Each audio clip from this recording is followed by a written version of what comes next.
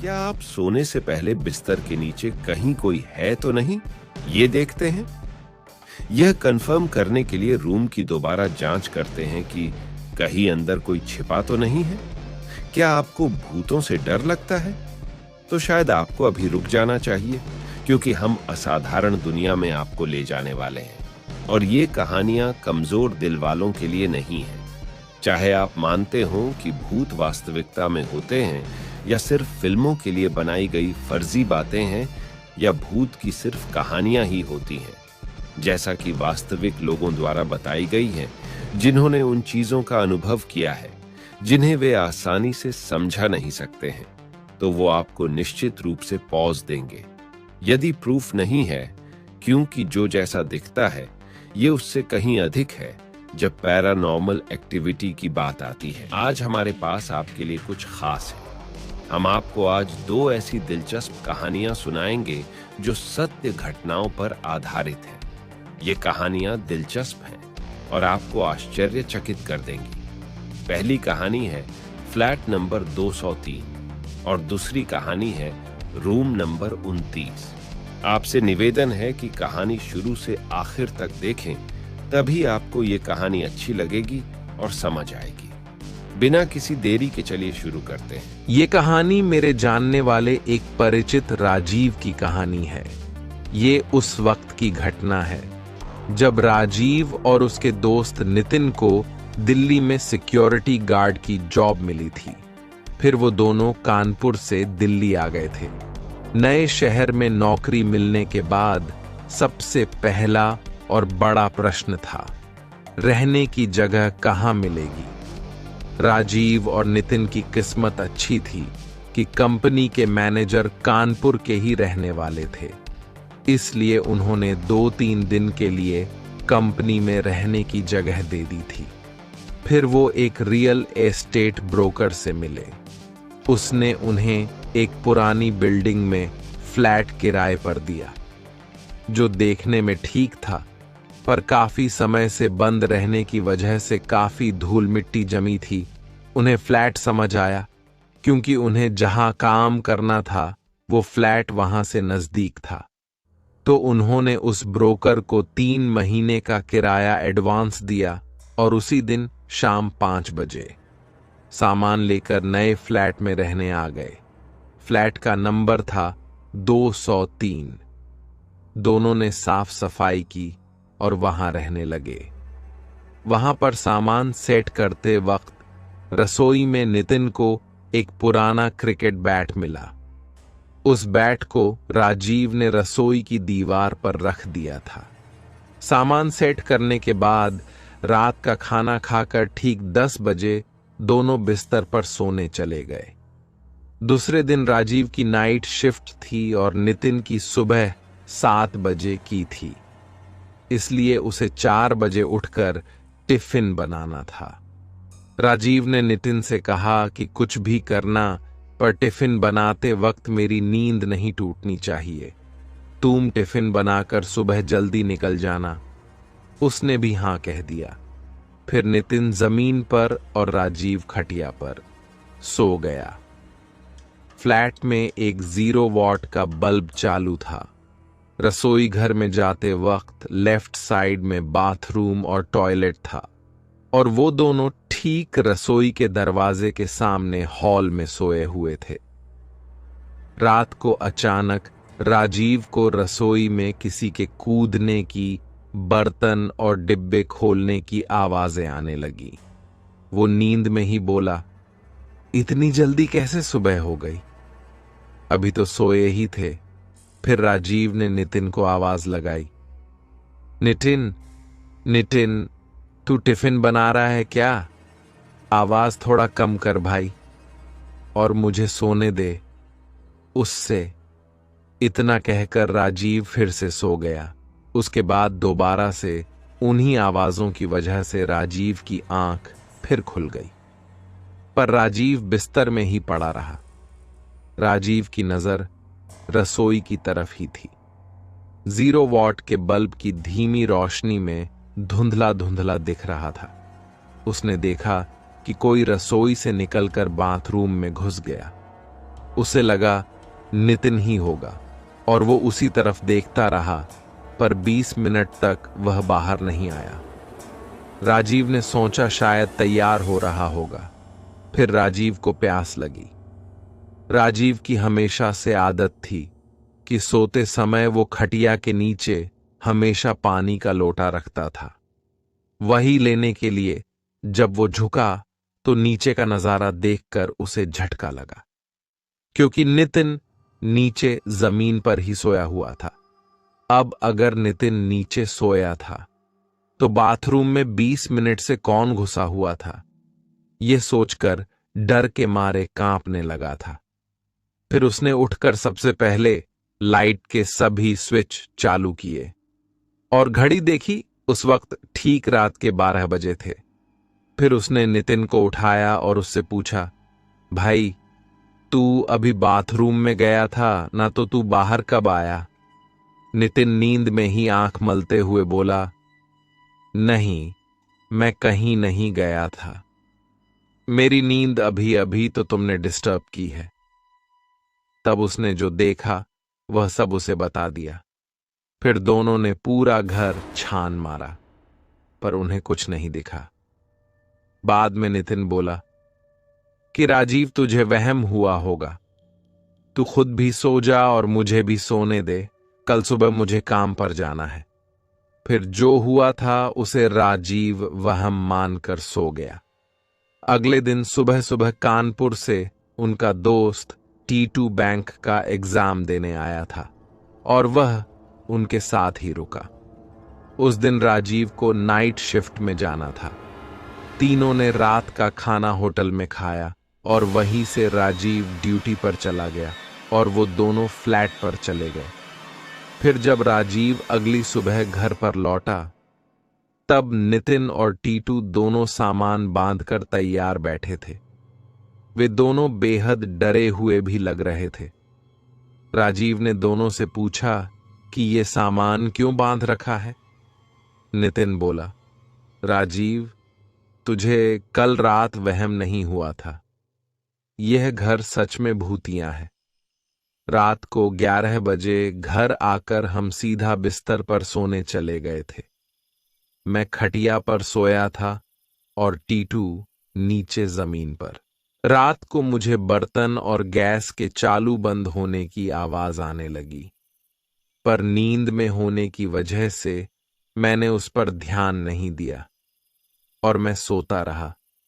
मुझे लगा था कि T2 रात को एग्जाम की तैयारी कर रहा होगा और नींद भगाने के लिए कॉफी बना रहा होगा। लेकिन कुछ समय बाद नींद में ही किसी ने मुझे खींच के एक जबरदस्त कंटाप लगाया और नींद में ही T2 के बाल नोचकर उसका सिर जमीन पर पटक दिया। हम दोनों हड़बड़ा के उठ बैठे। तब हमें 0 वॉट बल्ब की रोशनी में किसी बच्चे की परछाई दिखाई दी। वह बच्चा हंस रहा था और हमसे पूछ रहा था, क्या तुम दोनों मेरे साथ क्रिकेट खेलोगे? बोलो ना, खेलोगे क्या? हम दोनों डर से थर थर कांप रहे थे, पर हम कुछ बोले या चिल्लाए इससे पहले ही वह भूत हमारे सामने तेजी से रसोई घर में जाकर वो क्रिकेट का बैट लेकर आया जो हमें मिला था। उसके बाद वो बाथरूम में घुस गया और देखो अभी तक बाहर नहीं निकला। उसी के डर से हम रात भर सोए नहीं हैं। रात भर हमने हनुमान चालीसा का पाठ किया और अब सामान पैक करके बैठे हैं। ये सब सुनने के बाद उन्होंने रसोई में रखे हुए बर्तन और गैस वैसे ही छोड़ दिए और हॉल में जो सामान था वो सब लेकर कंपनी में चले गए। बाद में राजीव ने आसपास के पड़ोसियों से पूछताछ की, तब उन्होंने बताया कि बिल्डिंग बनते समय वहां पर एक बच्चे की ऊपर से गिरकर मौत हुई थी। अभी तक उस बच्चे की आत्मा वहीं भटक रही है। कभी कभी वह बच्चा आसपास के लोगों को और बिल्डिंग वालों को दिखता है और कभी कभी उसे देखने वालों को अपने साथ क्रिकेट खेलने को कहता है। ये थी भूतिया फ्लैट नंबर 203 की सच्ची घटना पर आधारित कहानी। दूसरी कहानी राहुल ने हमें भेजी है। ये सच्ची घटना सन 2003 की घटना है, जब राहुल जी इंदौर में अपनी पढ़ाई पूरी करने आए थे। इंदौर में वह एक हॉस्टल में रुके थे जो भूतिया था। उस वक्त उनके साथ कुछ डरावनी घटनाएं हुई थीं। उनका परिवार जबलपुर में रहता है, पर उन्हें जबलपुर शहर में कोई रुचि नहीं थी। वो इंदौर में रहना चाहते थे। इसलिए 12th के बाद वो घर वालों से परमिशन लेकर अपनी आगे की पढ़ाई पूरी करने इंदौर आ गए। वहां पर वो 2 दिनों तक एक होटल में रुके और तीसरे दिन शीतल नगर में एक अच्छे से बॉयज हॉस्टल में अपना एडमिशन कराया। वो हॉस्टल 2 मंजिल वाली एक बिल्डिंग थी। हर एक फ्लोर पर 20 कमरे थे।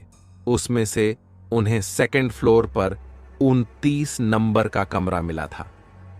उस वक्त हॉस्टल में नए साल के एडमिशन होना बस शुरू ही हुए थे और वो वहां सेकंड फ्लोर पर रहने वाले पहले और अकेले स्टूडेंट थे।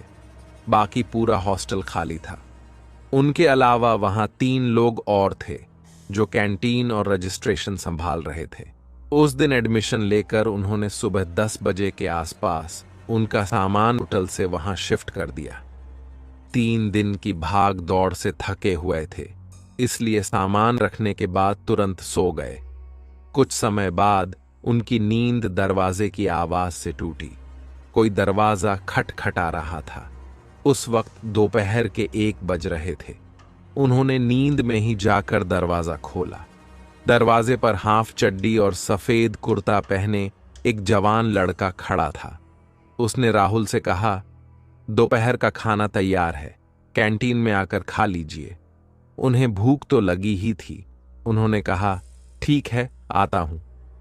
उसके बाद वो तुरंत ही कैंटीन में जा पहुंचे तो वहां के स्टाफ के लोगों ने कहा, आज कैंटीन में खाना नहीं बना है, दोपहर का खाना बाहर से मंगवाकर आपके कमरे में पहुंचाया जाएगा। ये सुनकर राहुल जी उन लोगों पर चिढ़ गए और गुस्से में बोले, अगर कमरे में ही खाना पहुंचाना था तो वो लड़का भिजवाकर मेरी नींद खराब करके नीचे क्यों बुलवाया? वो बोले, हमने किसी को नहीं भेजा। फिर राहुल ने कहा कि फिर वह हाफ चड्डी और सफेद कुर्ते में कौन आया था? तुम्हारा भूत। वो बोले, आपको या तो वहम हुआ है या तो आपके साथ किसी ने मजाक किया है। फिर पहले ही दिन बवाल ना हो इसलिए वो अपने कमरे में चले गए, पर उनके दिमाग में वह लड़का छप चुका था। उन्होंने सोचा कि अगली बार वो दिखेगा तो कंटाप लगाए बिना उसको छोड़ूंगा नहीं। उसके बाद वापस बेड पर लेटते ही उनकी आंख लग गई और लगभग 15 मिनट के बाद नींद में ही उनके कान पर किसी ने जोर से कंटाप बजा दिया। वो हड़बड़ा कर उठे और अपना कान और गाल सहलाने लगे। उन्होंने बताया कि सच में उस वक्त बहुत कसकर लगी थी। उन्होंने आसपास, बेड के नीचे, अलमारी में सब जगह देख लिया, मगर कमरे में कोई भी नहीं था। खिड़की भी अंदर से बंद थी और दरवाजे की कुंडी भी लगी हुई थी। फिर सोचा कि शायद मैंने कोई बुरा सपना ही देखा होगा। पर जब 1:15 बजे कैंटीन वाला उनके लिए खाना लेकर आया, तब वो उनके खाने की थाली देते हुए बोला, साहब, आपका गाल इतना लाल लाल क्यों है? उन्होंने उससे थाली लेकर मेज पर रख दी और भागते हुए बाथरूम में गए और शीशे में देखा तो सच में उनका गाल थोड़ा सूझा हुआ था, जैसी कि अभी अभी किसी ने लपड़ मारा हो। उस वक्त उन्हें थोड़ा डर भी लगा था, पर उन्होंने खुद को तसल्ली दी। सोचा कि वह सिर्फ एक बुरा सपना था और गाल पर किस कीड़े ने काट लिया होगा। बाथरूम से फ्रेश होकर लौटने में उन्हें कुल 15 मिनट लगे थे। कमरे में फैली हुई खाने की खुशबू से ही लग रहा था आज मटन की दावत पक्की है। उन्होंने खाना खाने के लिए उस थाली पर से दूसरी थाली हटाई और देखा तो किसी ने रोटियां बीच में से खाई हुई थी और मटन के पीस बोटियों की जगह पर सिर्फ और सिर्फ हड्डियां थीं। पूरा मांस किसी ने खा लिया था उस वक्त उन्होंने इतनी जोर से चिल्लाया कि पूरे कैंटीन का स्टाफ उनके कमरे में इकट्ठा हो गया। उन्होंने कैंटीन के मैनेजर को थाली में हड्डियां और रोटियां दिखाई तो वह फटी आंखों से देखता ही रह गया। उनका गुस्सा 7वें आसमान पर था। फिर राहुल के गुस्से को ठंडा करने के लिए उसने अपने लोगों से खाने की एक और थाली मंगवा दी और उनसे माफी मांगकर अपना सिर खुजाते खुजाते वहां से चला गया। दोपहर का खाना खाकर वो कुछ जरूरी चीजें लेने बाजार चला गया। शाम को वापस लौटने के बाद कमरे में जाने से पहले उन्होंने कैंटीन में जाकर पूछा कि रात का खाना कमरे में ही भिजवाओगे या फिर मुझे नीचे ही आना होगा।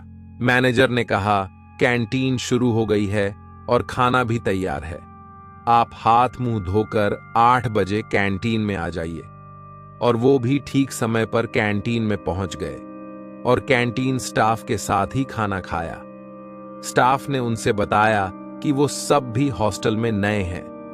हॉस्टल के मालिक और वार्डन आज रात को आने वाले हैं। खाना खत्म करके वो अपने कमरे में चला गया। सोने से पहले उन्होंने दरवाजे खिड़की सब ठीक से बंद कर लिए और तुरंत ही सो गए। उसके कुछ ही समय के बाद फिर से किसी ने नींद में ही उनके कान के नीचे कंटाप बजा दिया, लेकिन इस बार ज्यादा गुस्से में मारा था। राहुल के कान और गाल सुन्न पड़ गए थे। जब उसने उठकर देखा तो इस बार वो अंदर से बंद कमरा खाली नहीं था। खिड़की के कांच से आ रही पीली रोशनी में काफी साफ दिख रहा था। वही सफेद कुर्ती वाला लड़का उनकी तरफ पीठ करके खड़ा था। वो एक भूत है, ये समझने में उन्हें देर नहीं लगी। डर से उनके हाथ पैर कांपने लगे थे। उन्हें लगा कि आज मेरी जिंदगी की आखिरी रात है। उन्होंने बताया, मैं बस उसकी ही तरफ देख रहा था कि वह धीरे धीरे पीछे मुड़ा, उसकी अंगारे जैसी लाल लाल चमकती आंखें देखकर। मैंने उसी वक्त बिस्तर गीला कर दिया था।